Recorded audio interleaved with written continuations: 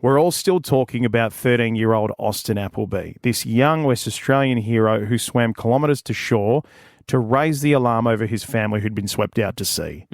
It has been an extraordinary few days getting to know him, getting to know the family, getting to know what happened, but there's still a lot of questions. And for us, we were lucky enough to have those questions answered when we got a phone call from Justin, his dad, yesterday after the show. So and a different perspective too. 100%, because he wasn't out there, he wasn't with them. He was in Perth working away while all of this was happening, and he got a knock on the door from the police. That's just where it started. We wanted to bring you the chat. Take a listen. Thanks so much for chatting with us. No problem We at all. are so glad your family is okay. Yeah, I'm still shaking my head. I still can't believe it. Imagine that you aren't just hearing from people around WA or Australia, but across the world. I've seen this on news services everywhere. Jo, my wife, she's from Ireland, so it's spread through like wildfire through Ireland. Tell us what was happening for you. Where were you and when was the first time that you heard something was wrong? I was working on Friday, so I didn't hear much about it at all. And what the very first thing I heard about it was 8:15, and then there's a couple of policemen at the door, and they say, we need to pass on some information. I was like, oh, come on in. And then they said, well, at least one of your family is alive, but where the other three are still missing. Pardon? What do you mean? Like, oh my God! like, what a way to deliver the information. It was probably a bit. They probably delivered it a bit better than that, but it was just that was the guts of it. And I'm like, what do you mean? Like what? They had very little detail themselves, so they said, look, we don't know. We're just passing on information, but we couldn't do it over the phone. Here's the phone number of the officer who's in the hospital with Austin right now. And so I rang her and I said, what's going on here? Thinking, oh, this is a big mix-up. And then she confirmed what the two officers said. And I was like, oh, God, crikey, rightio. So this stage it was 8:15 in the evening. Yeah. So the time-lapse of everything, right? Obviously, we have heard that the rest of your family was rescued at around about 8:30. The timeline's very, very fuzzy because, none of the three out there had a watch on. But Austin made it back to shore about just after 6, and that's when he could raise the alarm. Emergency services went straight out. And then I believe the helicopter with the heat-seeking cameras spotted them about just after 9, and then they were in the boat just before 9:30. That's my understanding. I could be wrong. Justin, what was going through your head? Had you had the chance to speak to Austin by this point? Yeah, I had just after round about 8:15, 8:30. He was already in shock, which is no surprise. The emotion and the shock and everything's happening quickly, and your body and your brain is not you're trying to fathom it and you don't know what's going on. And I suppose it's natural instinct to try and go, no, everyone will be fine, because you don't want to actually consider the reality. Exactly. And I got word through at 9:30 that they were on the boat, so they were going to survive. So I only really had an hour and a quarter to dwell on it. So I didn't really have time to get my knickers in a twist. They're in the boat around about 9:30. When was the time that you actually got to talk to your wife for the first moment? I don't know exactly. After 10. And I was like, and it's still at this stage, I still hadn't realised the gravity of the situation. I was still like, no.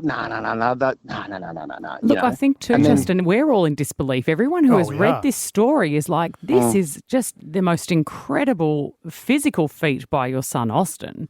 But also it's really starting to dawn on people now what that would have meant for your wife, for your kids, what they would have been feeling out there in the ocean in the dark, not knowing if her son had made it to shore, not knowing if he was safe, and not knowing if they were ever going to be rescued. Yeah. That's terrifying.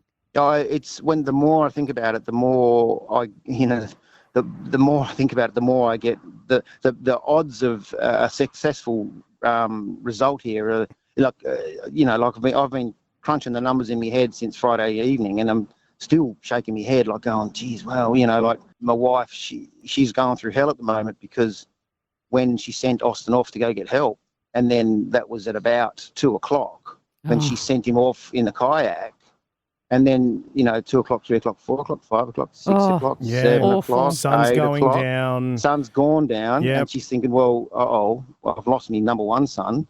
Yeah. And the rest, us three are in a world of trouble here. Because I can't believe it. Like I can't. It's like No, this is Hollywood. This We is not. can This is hear not a it. true story. Yeah. That's so true, Yeah. Justin. Your kids, your other kids who were out there, the two of them, I mean, they talked to you about it? How have they been? Obviously, there is trauma there. There is trauma, and I'll get back to this in a sec. But the first responders, and then like as brave as Austin was, like the bravery and the presence of mind and the keeping your poop together out there by mum and the other two is just like, wow, because you can ask anyone who knows my wife. Oh yeah, she's stubborn. So she's definitely a stubborn woman, and so I think that stubbornness has come through in the kids as well, and they were just too stubborn to give up. Which is so wonderful. Yeah. It is heartbreaking. Pete and I have talked at length together about the decision that she would have had to have made with Austin to send him back to shore, as well as the decision for him to halfway through dispose of his life jacket because he thought it was holding him back.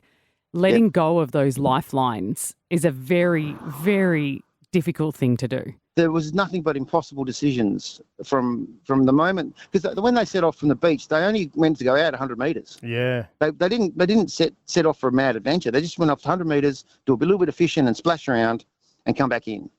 And within 10 minutes, they went, how come the shore's getting further away in a hurry? And then it's sort of like, the wind's got us.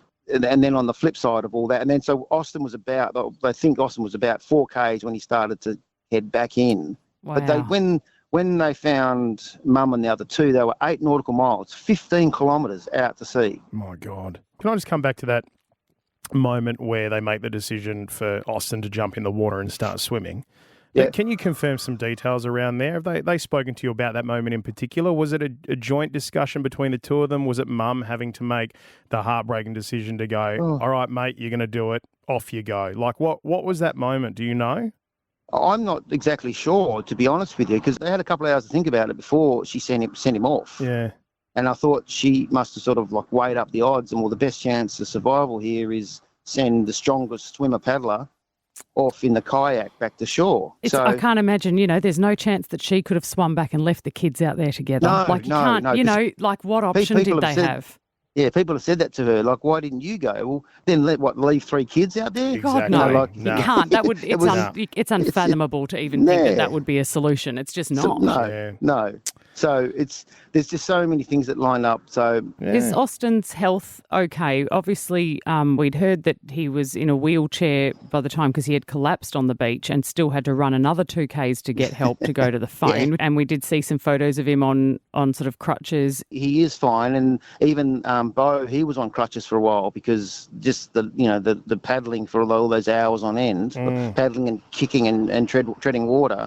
Physically, they're fine, and they to be honest with you, they weren't even that sunburnt. You'd have to think there will be some trauma for these 4 in the next of weeks and months and even years, because as I said to a few people, they absolutely stared death in the face. Yeah. But death blinked first. You know what I mean? They would have had some horrible thoughts going through their heads, all 3 of them, even the 8-year-old girl. When they got Jo to the hospital, when they took her temperature was quite low, and the experts sort of said, look, another hour in the water, you would have been finished. Oh, wow.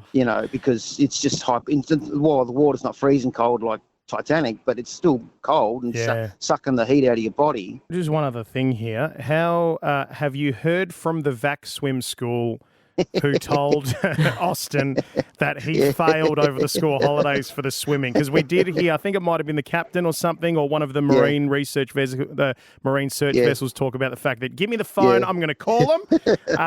Has that conversation transpired? Have they given him a pass? Paul Breslin was the guy who made that comment. Because I was the one who said that he didn't pass his previous level. But we're probably being a bit harsh on VAC swim there because... Oh, no, we know they do a great job. We do. I think it's a bit of fun in this It's just one of those little kickers at the story, isn't it? Yeah. Because Austin and Bo, because they'd gone on a camp, so they missed a few of the days of the swimming, of the 2 weeks of swimming. So it's like they've got VAC swim, they set a high standard, which is fantastic. While I've got the chance, I'll just a huge shout out to the first responders, police, The helicopters, the boats, hospital, the ambulance people, they were all absolutely fantastic. And then even Saturday morning, one of the people at the hospital was already putting together like a care package of mental support when we get back to Perth. So I cannot thank enough the first responders and the teams and the coordination and that. It was just a million things had to go right for there to be a successful result here, and a million things went right. Thank goodness they did, mate, honestly. Justin, thank you for taking the time to talk to us and to talk to the people who listen to our show as well. We know you guys would be inundated with media chasing you around, but, you know, it's an incredible story and people really do want to hear about it. And to be able to hear about it from you, the dad, is a really important and incredible thing this morning. So thank you so much for taking the time to chat to us about it, and thank God everything's okay. Absolutely, no problems. Thank you. Thanks for your time, Justin. Thanks so much, mate. No problems. Take Cheers. it easy. Bye-bye.